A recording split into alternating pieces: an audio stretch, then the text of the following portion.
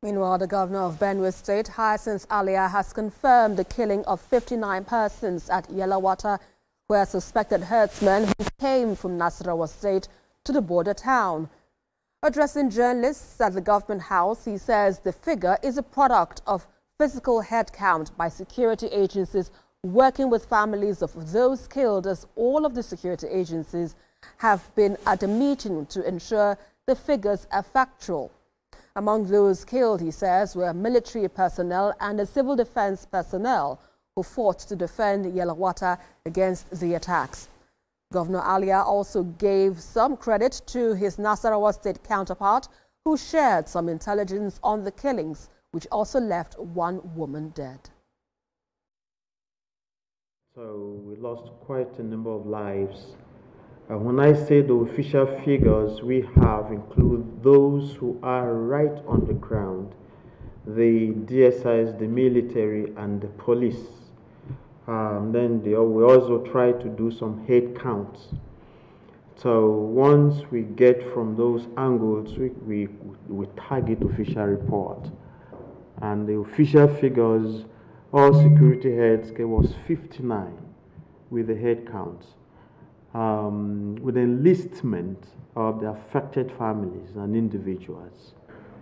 Now that the report is in, we would move very quickly to set up a 5-man panel to produce a white paper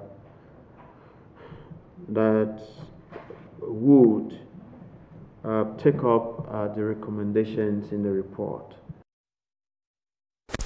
For more on this development, security consultant Darlington Umoru joins me now for more on this story. Good to have you on the news at this time. So right now we understand the president has once again instructed security chiefs now to restore peace and in Benue State. Now give us, how much of a confidence do you have with regards to this directive? Do you think it will change anything particular?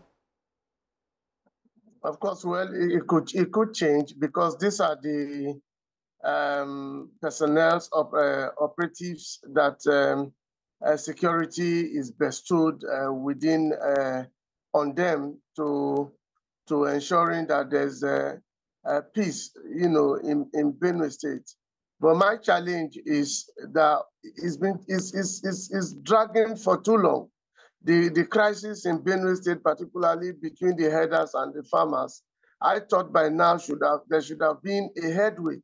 If the kinetic approach is not yielding fruit, then I think the government should begin to consider the non-kinetic approach. Bring these farmers and the herders together.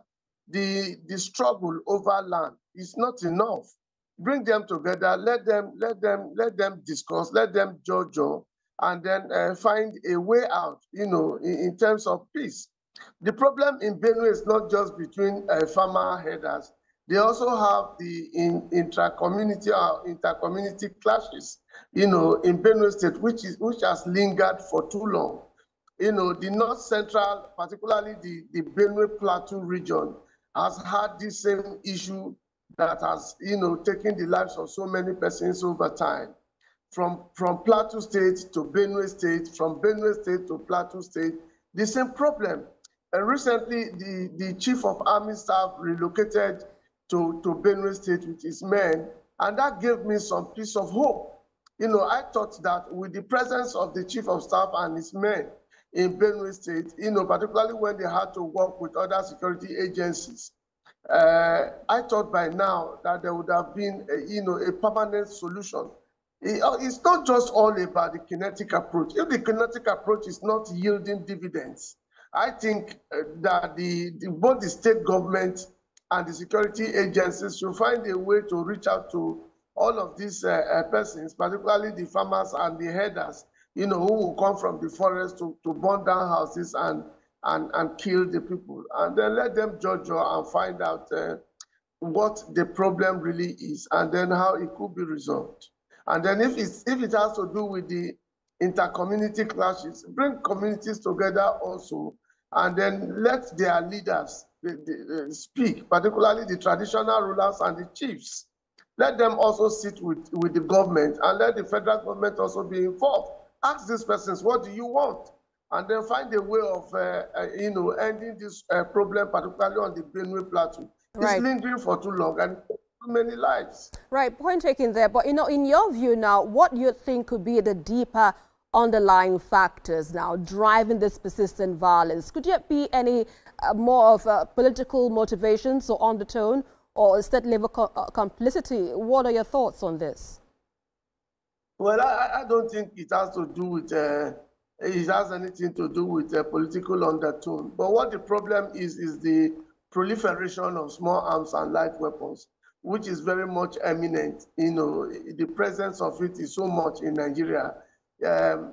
People are wielding these small arms and light weapons and are using them at will, particularly against the state actors. I think that is where the bone of contention really is right now.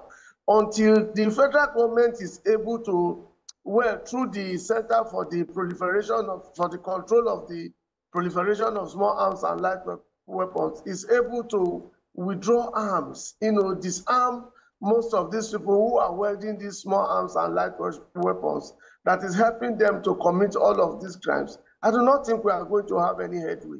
That's number one. Number two, I have said that initially.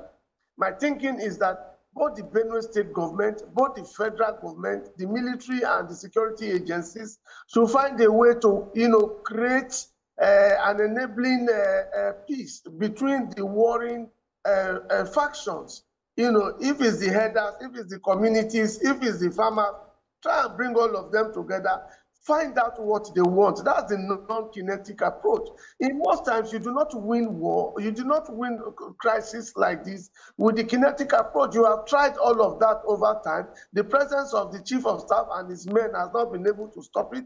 The presence of security agencies in Benue has not been able to stop it.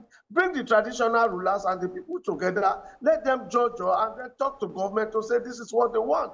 And then you cut a truce between these parties. Otherwise, the ordinary civilians are fleeing their homes, properties are being destroyed. It's going to have, Benue State ordinarily is supposed to be the food basket, one of the food baskets of Nigeria. Right. With all of this crisis, it meant that farmers will not be able to go to farm, and then Benue State will not be able to represent what it used to be. Then there will be famine in Benue State. At a point in time, many people will begin to run out of that state, particularly when this killing is drawing closer to the state capital. What does that tell you? It tells you that it's even bigger than what we are seeing right now. I think people, not just the federal government, what is the governor really with his chiefs and traditional rulers? Bring them, let them walk into this matter and find a lasting solution. And that's where we have to leave it at this moment. Thank you so much, Security Consultant Darlington Umoru, for your insights on the news at 10 tonight. Thank you, my pleasure. Still ahead on TVC News.